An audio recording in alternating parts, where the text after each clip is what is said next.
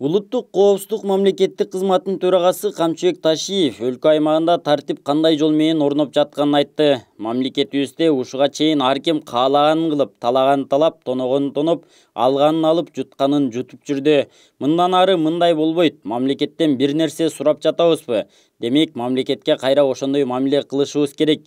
Эмне үчүн жолдор салынбай, мектеп курулбай, пенсия, айлык дегендер көбөйбөй жатат. Анткени өлкөдө тартип жок. Мамлекеттик кызматта иштегендерден кимдир бирөө казынага кол сала турган болсо, мыйзам чегинде колун чабабыз. Коррупция кыла тургандар болсо, түрмөгө алып барып тыгабыз. Элди коркутуп, үркүтүп, мен кыйынмын деп жүргөн бандиттердин жанын сууруп, экинчи андай кыла турбагандай кылабыз деп билдирди Камчыбек Ташиев.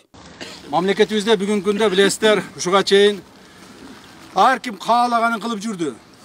Талаганын талады, тоногонун тоноду, алганын алды, жутканын жутту. Мындан ары мындай болбойт. Мындай болбойт. Мамлекеттен бир нерсе сурап атабызбы? Демек, ошо мамлекетке дагы ошондой мамиле кылышыбыз керек. Мамлекет эмне үчүн мектеп куруп бербейт? Эмне үчүн жолдорубуз талкаланган? Эмне үчүн больницалар курулбайт? Эмне үчүн пенсия көтөрүлбөйт? Айлык көтөрүлбөйт? Мунун башкы себеби мамлекетте тартип жок, бардыгы каалаганча талап тонуп жүрүшкөн. Эми андай болбойт.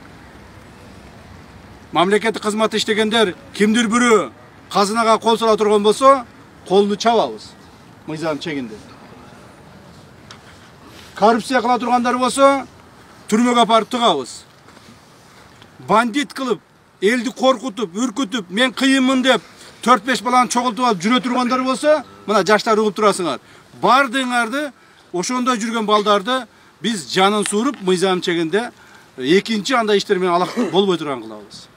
Мына ошондо мамлекетте тартип болот. Мамлекет өзүнүн граждандарына ошондо мээрүмдүүлүк менен карайт, Кудай кааласа.